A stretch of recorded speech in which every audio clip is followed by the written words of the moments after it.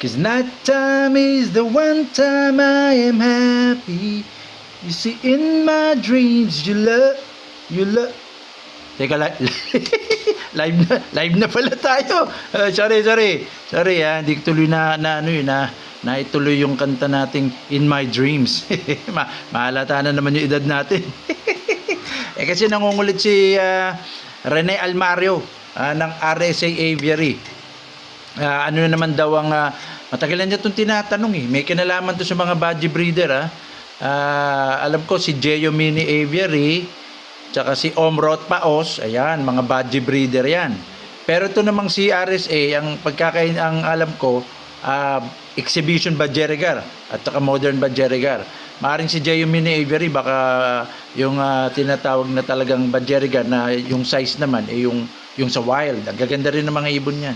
Anyway, anong kinalaman ng Dark Factor? Laging inuulit-ulit sa akin itong tanong ni Rene Almario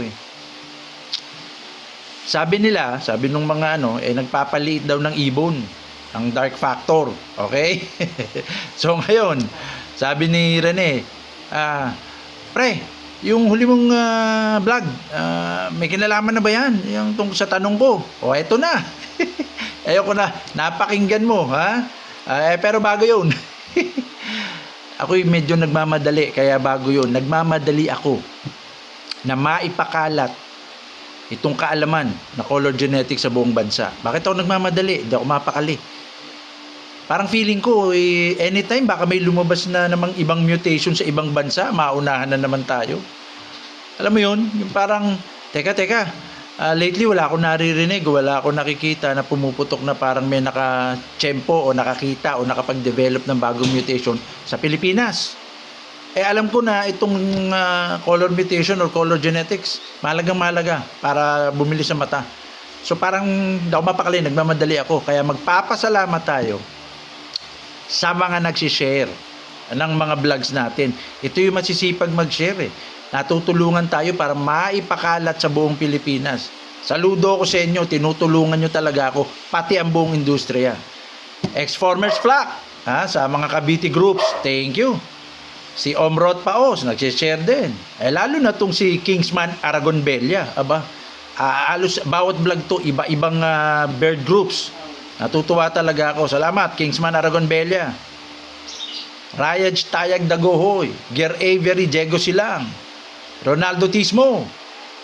Si Nelson Faustino Balagta, sipag din. Iba-iba, may Pampanga, merong Nueva Ecija, Bulacan, Ino Lovers, Tagig, pati Handfeed Birds. Thank you, Nelson Faustino Balagtas, marami tong sinishare niya. At sunod-sunod siya pa rin. Masantol, Mabalacat, abay nakakatuwa, pati sa Mexico, San Luis. Bird Breeders of Apalit, Pampanga, mabagal yung internet kung magbasa, pumalo kung ano. Ang haba, ang dami abay nakakatuwa. Personata ng Norte Group. Thank you, Nelson Faustino Balagtas, ang laking tulong nito. Edwin Lacosta, JM Aviary Aquatics, Sebaj Nolia Ocobas, Altam DC Aviary. Ayan yung nakaraan. Ito naman ngayon, yung mga nag-share ng pinaka-latest na vlog natin. Rayaj Tayag Dagohoy pa rin. Omrot Paos, Low Mute Aviary. Si Low Mute Aviary nag-share sa Davao Bird Keepers. Mukhang taga Mindanao to. Salamat. Jensen Birds, nako, salamat din. Yung mga taga Mindanao, pagpa-shoutout lang kayo dito para magkatulungan tayo. Jensen African Lovers din. Andito ulit si Ronaldo Tismo, CL Mini Aviary. Samahan na mag-iibon sa buong Laguna. Thank you po. Hernani Villamaria de la Cruz, masipag din to. Ito, taga Batangas yata siya. Puro Batangas group ito. Hernani Villamaria de la Cruz, ENJ's African Lovers kung maalala ko. Mark Anthony Madayag, JM Aviary Aquatics, Edwin Lacosta. Ayaw. Yung iba, babalikan natin, pero ito lang yung mga latest na nagano. Salamat po. Kayo po ang katulong ko. Kung mapapansin nyo, may nakalagay, kung kayo content creator, may nakalagay actually na boost reel dun sa mga videos nyo. Pag pinindot yung boost reel, ang meta bahala magpakalat. Magkano? Minimum 488 pesos ibabayad natin. Medyo malaki yun. Hindi naman kaya bawat vlog natin. Magpapa-boost reel ba tayo? Talaga hindi natin kaya sa budget yun. Kaya nagpapasalamat ako parang ang nagbo-boost ng reel natin. Itong mga nag-share, salamat po at tinutulungan tayo sa mission natin. Thank you, thank you. Okay, mabalik tayo dun sa tanong ni RSA. Nung nakaraan, di ba, ang linaw-linaw. Ano ba papel ng dark factor? O, di ba, inulit-ulit natin, pag single dark factor, lumiliit ang spongy zone. Wala siyang kinalaman sa cetacean pigment, wala rin siyang kinalaman sa melanin pigment. Pero yung spongy zone, yun ang binabago niya. Numinipis. Pag nag-double dark factor na, mas lalong numinipis. O, di ba? Linaw? O, parang gano'n eh. At sa mga budgie breeder, lalo na sa modern Budgerigar breeder or exhibition Budgerigar. Pagka gano'n ng effect, lumiliit ang balahibo. Nagiging tight. Okay, ha? Pag lumiit ang balahibo at tight na yung balahibo, aba, paano natin mapapalaki ang ibon? Di ba, mahalaga sa mga budgie breeder, yung mga exhibition budgies, yung buffing niya. O, alam niya ng mga batikan sa budgie, yung mga sumasali talaga sa mga bird show. O, para magkaintindihan, magpapakita tayo ng mga buff feathers. Si Rene Almario naman yung na nag-request nito. Pakita natin yung mga ibon niya. Ha? O, ito. Ayan, o, batang-bata pa. Nakikita mo yung buff niya, o. O, laki ng potensyal. Hindi ako nagkakamali. Yellow face gray ito, no? Eto, ang ganda rin, no? Kita nyo? Parang gano'n eh. Ano ba to? Dilute ba to?